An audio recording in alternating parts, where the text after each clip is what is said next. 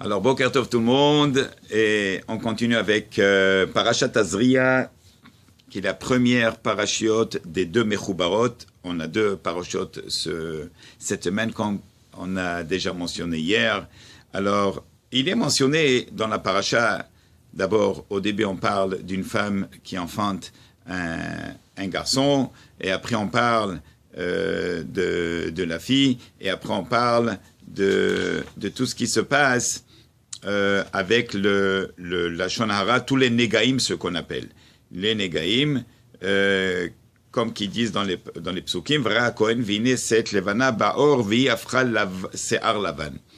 Et là, on fait un switch et on parle du Lashon Hara. Qu'est-ce que c'est Lashon Hara? C'est quand quelqu'un, une personne ou plusieurs personnes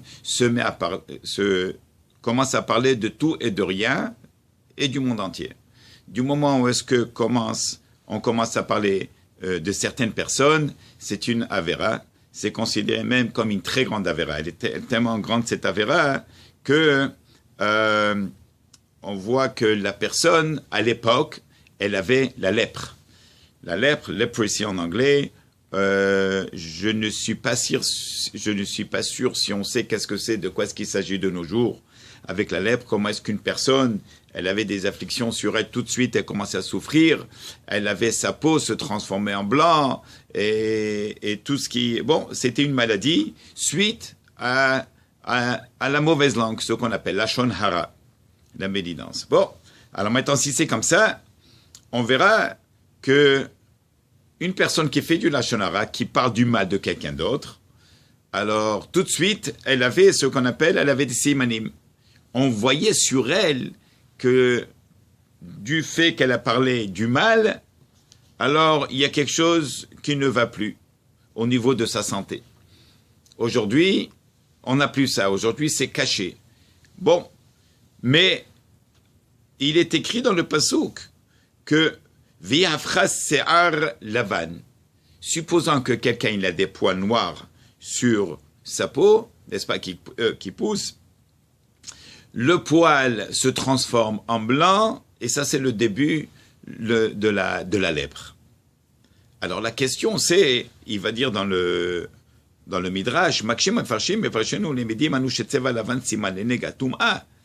dans ce cas-là, on voit que du moment où est-ce qu'il y a un poil blanc, ça veut dire que la personne, elle doit être mise en quarantaine, il faut l'enfermer, parce que c'est un signe d'impureté.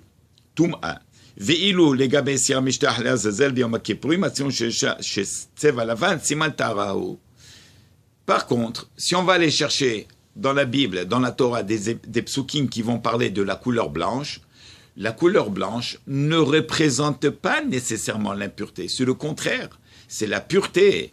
Et on trouve que tant que c'est blanc, c'est pur. Du moment où il y a une tache, ça devient impur. Ça, c'est d'une part.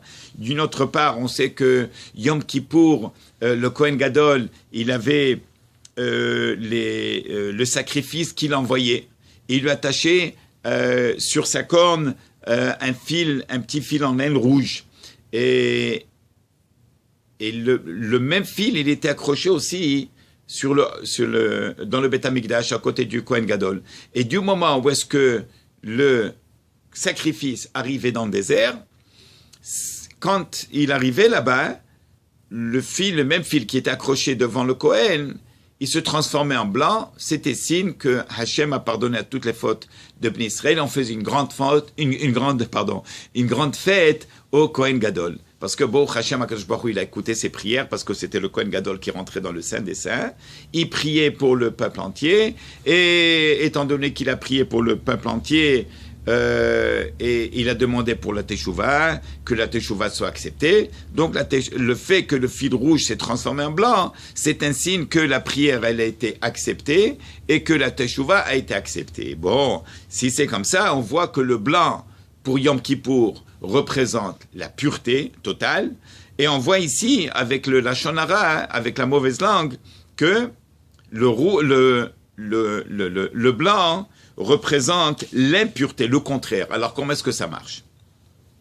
Alors il dit dans le Midrash, Nira levaer limda otanu kana Torah kasher adam chote bechattaim sheben adam lechavero.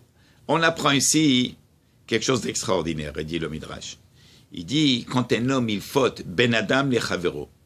N'est-ce pas? Il y a les mitzvot qu'il y a entre Adam et Chavero. Nous, dans la société, entre un homme et son proche. Et il y a les mitzvot qui sont ben Adam la Makom, entre un homme et son créateur. Alors qu'on voit que c'est deux chemins différents.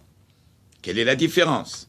Par exemple, quand un homme il faute avec du lachon hara, de la mauvaise langue, quand il va parler de quelqu'un d'autre, qu'il shonara au chilut, meorer rive ou madone, il va créer à cause de ça une dispute, n'est-ce pas? Vasimanaton beoter nefar les tum'a, et que le signe de pureté comme blanc lui se transforme en impureté.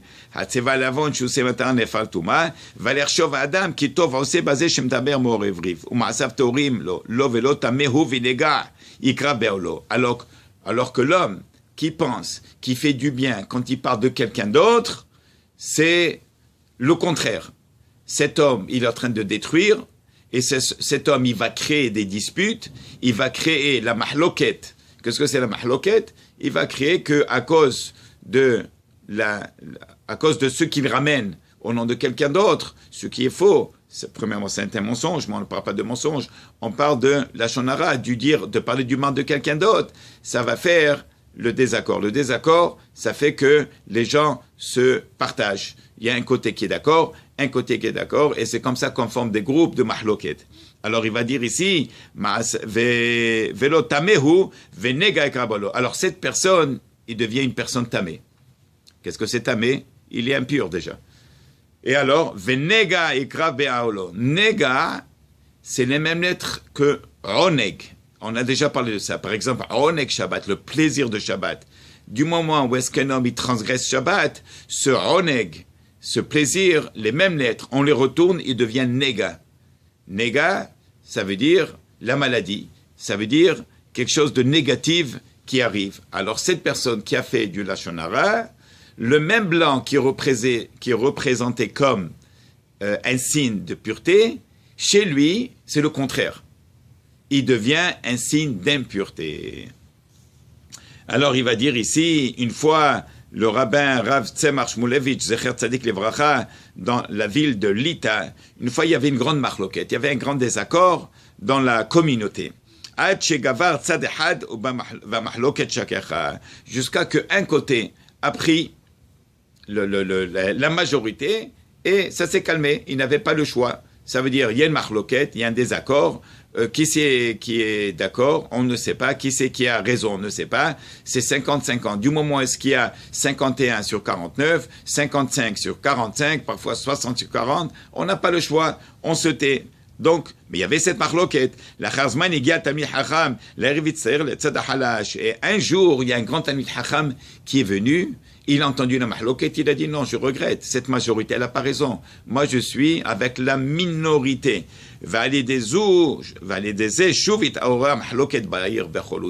Et à cause de lui, à cause de ce Tamid Hacham, ça a encore remué la mahloquette, le désaccord, dans toute la ville. Et on est venu raconter ça à qui? Rabbi Israël Misalant, un grand tzaddik. Oui, Rabbi Israël Mitzalak, Zecher Tzadik Levracha, qui est très connu, on est venu lui raconter. Vous savez qu'est-ce qu'il a dit sur ça? Rabota, écoutez bien. Et Amar al-Ka Rabbi Israël Mitzalak, Yesh ve'yetzerara megadel yudim mefatem oto 70 shana shel Talmud Torah kedusha. Le yetzerara, le Satan lui-même, il va laisser tranquille un juif, il va le laisser étudier la Torah dans sa profondeur, dans sa splendeur pendant 70 ans. Tout ça pour qu'un jour, quand le Yetzirara, il aura besoin de lui, il va le tirer un petit peu, il va le faire mêler dans une mahloket, oui, parce que tout le monde va l'écouter, parce qu'un grand rabbin, Tamid Hacham, et à cause de lui, il y aura une mahloket. Ve'osi fazer Rav Tzemach Beshem Rabbi Simcha Zisen Mikelem, le rabbin Mikelem, il a dit, Shizu Mashhaza Sibru al Rabbi Yohanan Kohen Gadol Sheshimesh Bekona Gdola 80 Shana. On a aussi dans la Gemara, dans Masechet, dans le traité de Brachot, page 29-30 là-bas, on raconte sur un grand Kohen Gadol, Rabbi Yochanan Gadol. Il était Meshamesh. Vous savez qu'est-ce que ça veut dire de rentrer, de sortir du Kodesh au Kodashim. Chaque année, il rentre et sortit sain et sauf parce que le Kohen Gadol, s'il rentre au Saint des Saints, il a la moindre mauvaise pensée, il tomberait sur place, il meurt, et après il faut le tirer, rentrer attaché avec des chaînes, parce que personne ne peut rentrer. Si jamais il meurt, il avait une mauvaise pensée, il faut le sortir. Comment tu vas le sortir? On ne peut pas rentrer. Donc il était toujours attaché à une chaîne, à ses pieds. On ne savait jamais. Alors voilà que Rabbi Yochanan Gadol, il est rentré et sorti 80 fois, 80 ans. Tzaddik Yesod Olam. Et à la fin de sa vie, elle dit, la Gemara, il a viré complètement, il a quitté le judaïsme. Ne'esat Tzduki. Alors, comment c'est possible? Il dit, c'est parce que, il va dire sur ça, 80 ans, il dit, le Yetzer Hara, le Satan, il a alimenté, il a laissé tranquille, pour que un jour, il va virer, et à cause de lui, beaucoup de gens vont virer. Ça veut dire que, sur ça, il dit, David Ameler dans Teilim, Tsofer Racha la Tzadik, O Mevakesh la Mito, Tsofer Racha la Tzadik. Qui c'est le Racha? C'est le Satan. Il le regarde du matin au soir, pendant toute sa vie même. Oui, Mevakesh la Mito, il cherche à le tuer. Comment le tuer? C'est pas du jour au lendemain. Il est capable de le laisser tranquille. Il lui donne carte blanche. Le Satan, il va pas le déranger. Et un jour, même à la fin de sa vie, il va venir, il va le piquer, il va lui remettre tout en question. Et c'est là où est-ce que le Satan, il va gagner. Et l'homme, il va tout perdre. Oui. Alors, c'est pour ça que, qu'est-ce qu'on dit? On dit que, en réalité, le blanc, qui est un siman de Tahara, qui est le siman de pureté, comment c'est possible qu'il est le même blanc, parfois il est siman d'impureté. Le blanc, c'est pur, mais parfois il est siman d'impureté. Comme on a vu, il est blanc pour Yom Kippour, parce que le rouge s'est transformé en blanc. Alors tout le monde était content parce qu'Akadosh Baruch Hu nous a pardonné toutes les averot. Mais quand il suffit que l'homme il dit un mot de Lashon Hara, ce même blanc, ce même signe de pureté devient impur. Alors à combien est-ce qu'il faut faire attention, Rabotai, avec le langage, combien il faut faire attention de ne pas parler des autres. Parfois, ça peut être entre des gens qui ne se connaissent pas. Parfois, on entend un nom et on commence à parler de lui. Ah, apparemment, est-ce que tu connais cette personne? Non, je connais pas, mais apparemment, il a dit.